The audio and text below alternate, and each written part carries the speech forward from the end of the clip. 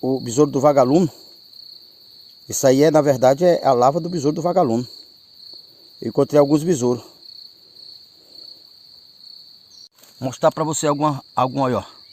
Isso aí é lava que tava dentro, ó. Já tá um pouco velha, então tinha muita lava. Quando a gente quebra alguns que tem. Olha, ó. As lavas. Mas logo você ajunta um punhado aí, ó.